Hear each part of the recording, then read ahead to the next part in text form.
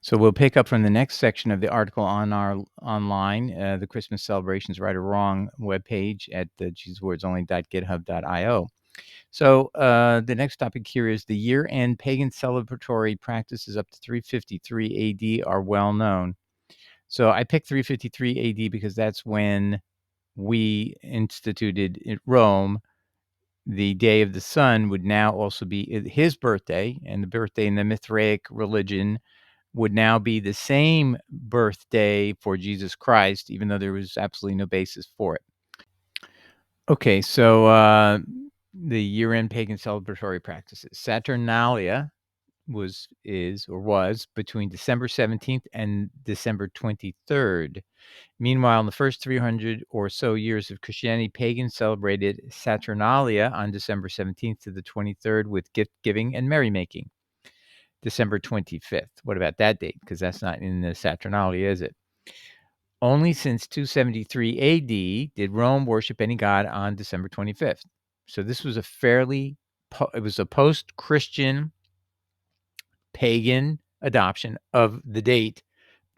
So between 273 and 353, when we adopted as Christ's birthday, the only religion that was using December 25th as a birthday of its god, the god of the sun, was at Rome, the same place, the same city that's going to order Christians all over the world that Roman Catholic Church had any influence over to worship Jesus on the same date. And at that point, they were telling people to worship him as God because they also made the Nicene Creed part of their legal system.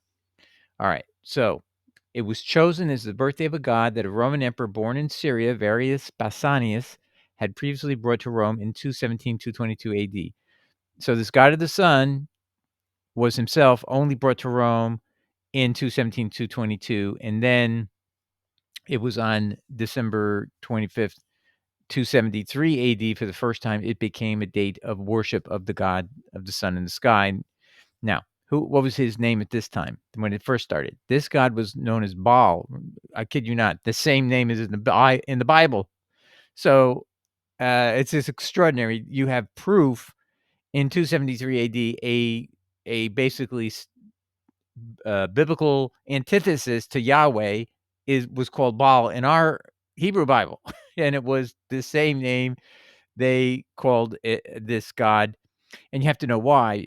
So it's a little tricky to know this. Is this god that was brought to Rome in 217 AD was brought from Syria, which is in the Middle East, which is close to Jerusalem. So therefore, that kind of explains why it's the same. It's that god. So that he came over first as Baal. He then later became known as El Gabal, right? So think about the word El, Elohim. So this was even further terms that were from the Middle East. So this is a Middle Eastern pagan god known and recognized in the Bible is not Yahweh. I mean, the complete antithesis and enemy of God. Remember Elijah has the priests of Baal versus Elijah and bringing the fire down and all that. So yeah, this God's well known in the Hebrew Bible. But he becomes known as Sol Invictus, which in Latin means the unconquered sun. Invictus means unconquered. This is detailed below and in an appendix at page 42 of whatever. So if you wanted, you can find out more about this in our materials online. The Baal sun god cult languished after Varius' death. This changed in 270 AD due to Aurelian, Emperor Aurelian. He was a Roman whose mother was a priestess of the sun god Baal. I mean, that's how she's worshiping definitely Baal of the Bible, meaning the enemy of God, Yahweh. In Phoenicia, quote, as to his mother, Callicrates of Tyre, by far the most learned writer of the Greeks, says that she was a priestess of the temple of his own sun god in the village in which his parents lived. Okay.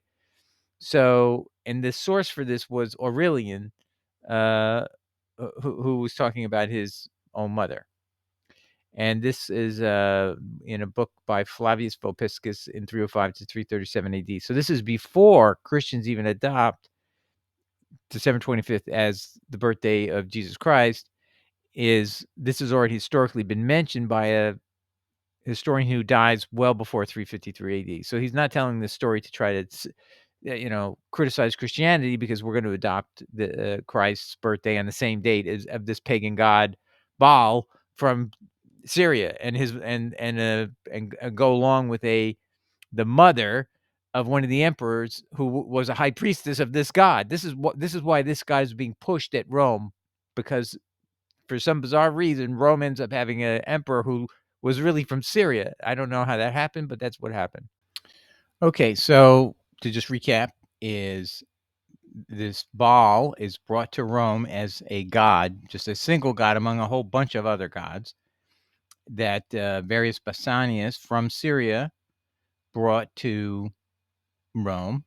Then, after his death, Aurelian's mother wants this cult reinvigorated because that's who she worships in Phoenicia, which is on the coast not far from Jerusalem.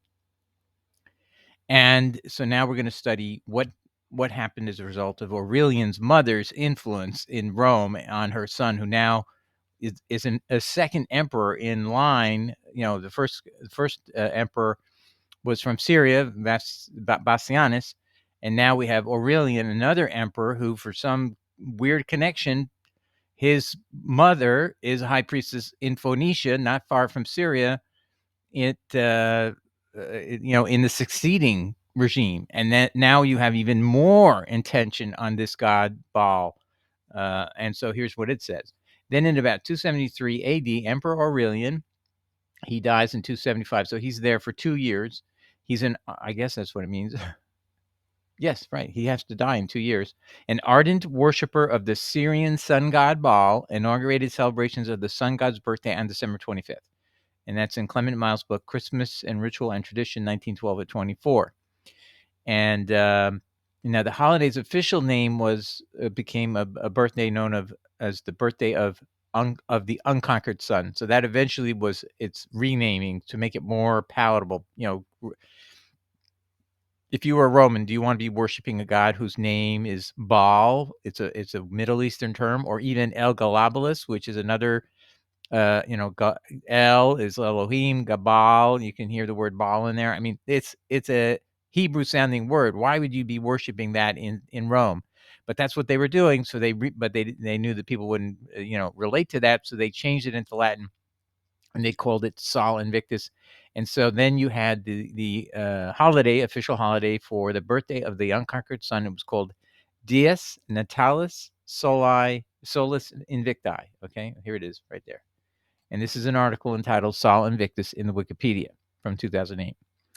Now, to revive the moribund worship of Baal as sun god that had been languishing, in 273, the Emperor Aurelian built a new temple at Rome. Guess where this temple would be?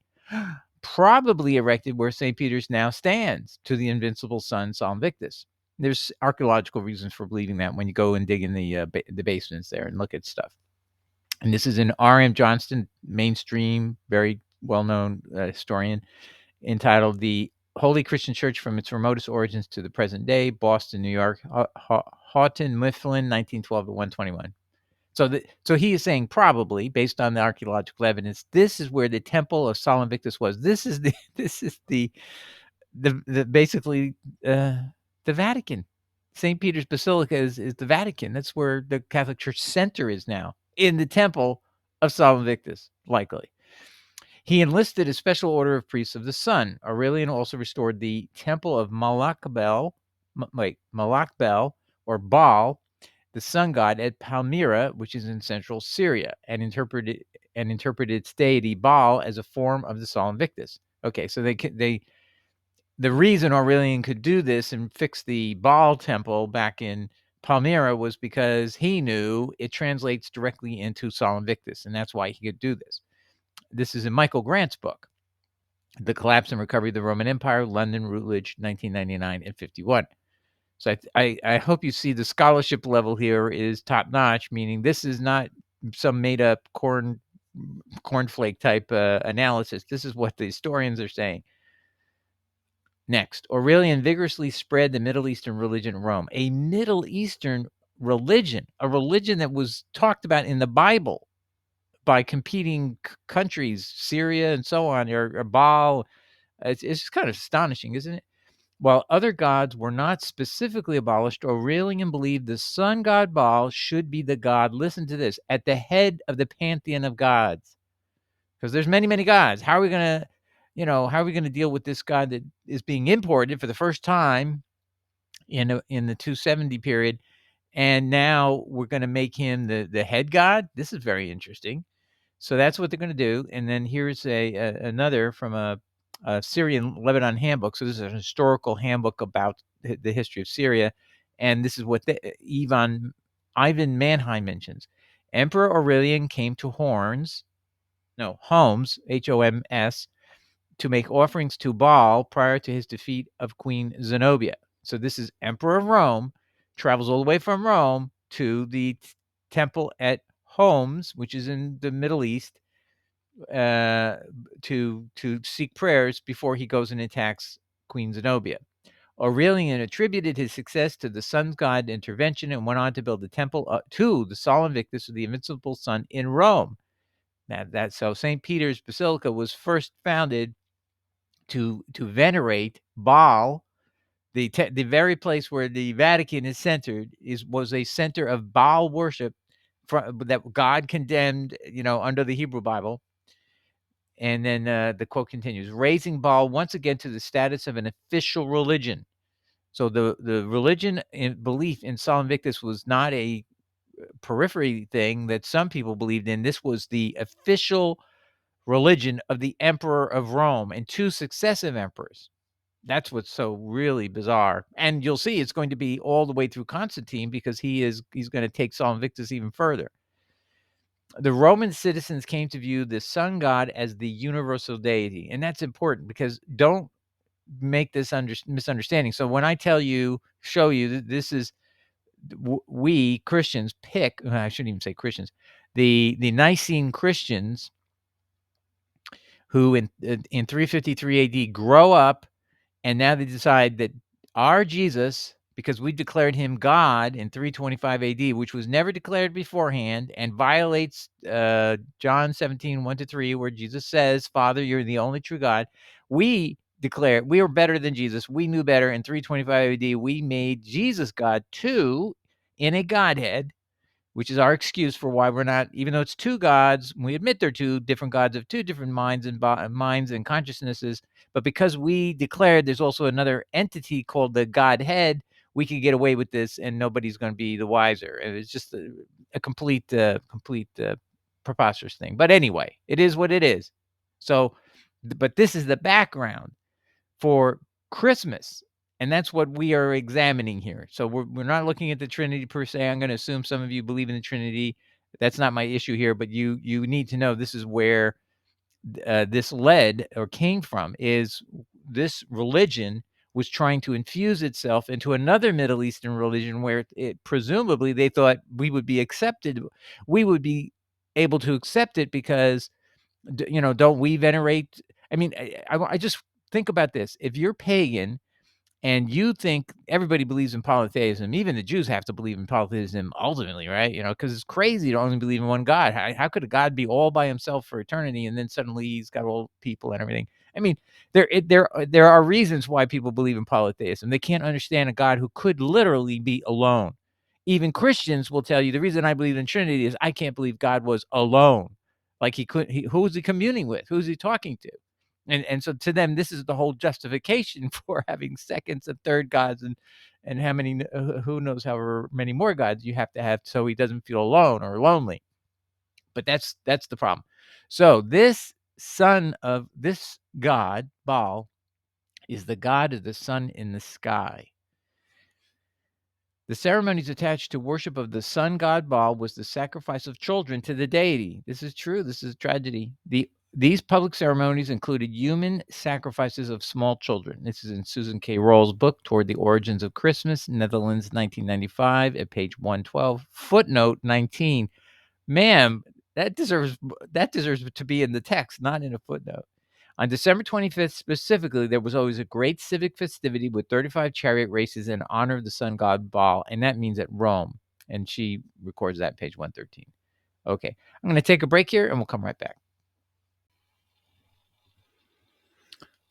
I've decided that we need to take a look at First Kings, and this is the experience where Elijah goes against all these prophets of Baal, the very god that's there at Rome, and how that comes out. And so I thought, you know what, let's study that passage uh, to get an idea of how seriously God takes it, that we don't give any honor or respect to Baal, no matter what name he uses, because he uses many different names. And what I'm saying to you is he could even use the name Jesus Christ to cover himself up, to shroud himself in a wolf, so to speak, in sheep's clothing, using Christ's name even to have him be worshiped. So and you say, oh, that can't be. Let's take a look at the story. I want to show you the account in 1 Kings 18, and then we're going to show you a passage in Revelation chapter 2, which kind of gives you another little context. So this issue about December 25th is all about, Baal. Baal is the one who's being honored on December 25th, and that's the date we pick to worship Jesus's birth, because the birth of Baal was this very same day. This, my friends, has to have a question mark over it, and we have to look at all that God says about Baal. So we're going to do that in the next episode. We're going to stop it here so we can take enough time to do a complete topic on Baal, Jezebel, Ahab, Obadiah, names that you don't rattle off in your head every day, but we're going to dig them up out of your memory from the Sunday school, if that's where you first heard of it. And we'll see how that has some application to what we're studying. All right. God bless. Catch you on the next episode.